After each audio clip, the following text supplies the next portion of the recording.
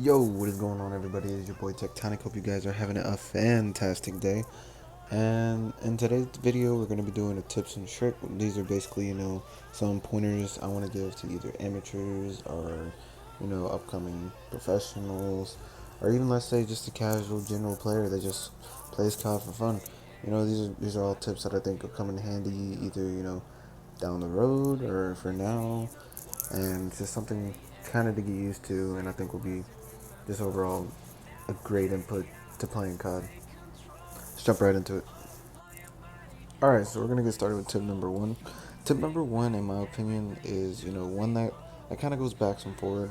And I believe that playing claw is just remotely better for, any sort of gameplay because you'll be able to react faster, it feels smoother. You have more varieties to what you could do, and it's just you're able to do it simultaneously, and you can just go back and forth with it instead of like using your thumbs, having one do all the work and then the other one just move. And it's slower. It takes up a lot of time.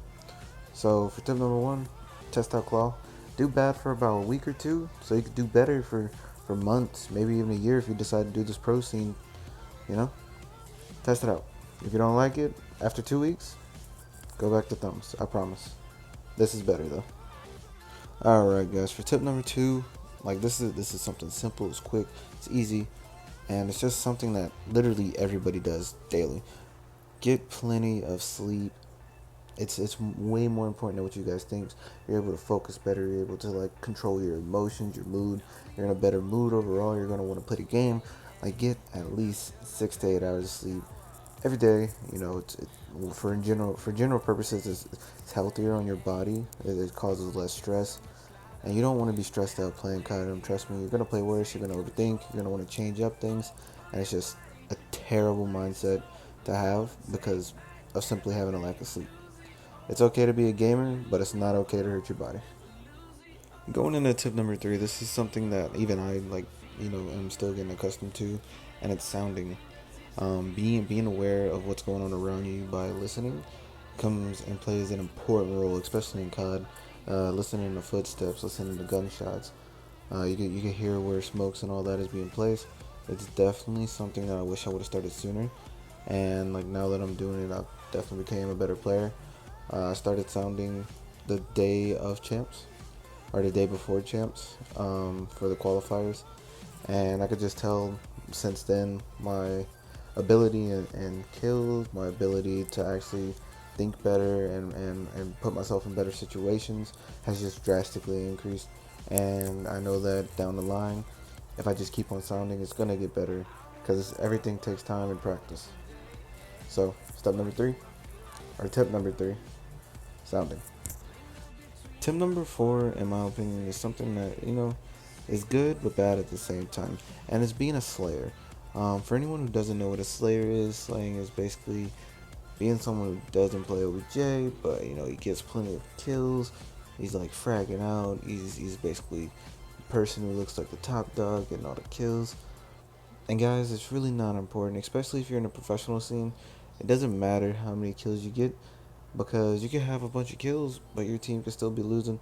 And this is something that is mainly a general target area for any amateurs or any tier 2 players that are looking to like come into the pro scene and like let's say tier 1 where I'm at. You guys, it's okay to get kills. It's great to get kills. It helps out a lot. But it's also okay to play the point. Capture flags. Super beneficial if you want to actually start winning more games. Yo, use your slaying ability on the flags, on the points for hard point. It changes the games. Trust me. If you trust your gun skill that much to go around slaying people, I'm telling you, you could do it on respawns so easily. And if you were to do it on S&D, I think slayers are great for playing supports or even entry frag. Entry frag meaning the first person onto a bomb site or first person for a push, and the support is basically the second or third guy right behind them. Usually the people to help get a trade just in case the entry frag dies.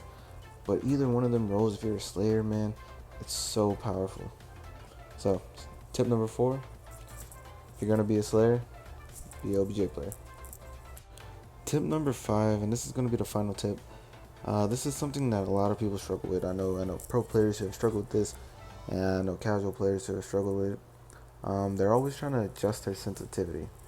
Prime example, Little B, whenever he was playing Fortran, whenever he made the transition to phone, he couldn't find a comfortable sensitivity. He kept changing, and it kept on messing with his ability to like get used to one sensitivity and just get better.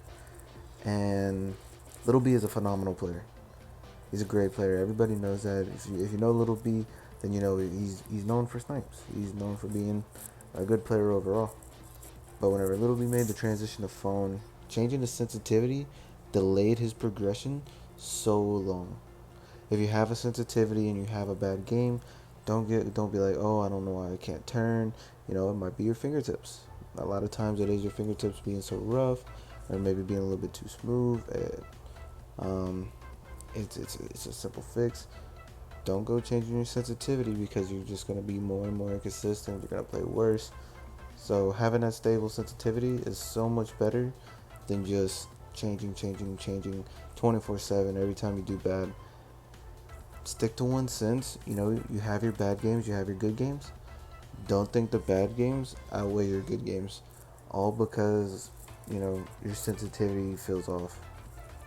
Take the time, accept that bad game, move on to the next one, but don't change it. That is gonna conclude this video, guys. I hope you guys did enjoy it and actually take these, tips into consideration. These are basically things that I follow, that I believe are like a guideline to my success. Um, as always, I hope you guys did enjoy this video. Have a lovely day or morning or night, wherever you are. I know I have people from different regions that watch. If you guys enjoy the content, make sure to hit that thumbs button and subscribe. See you in the next video.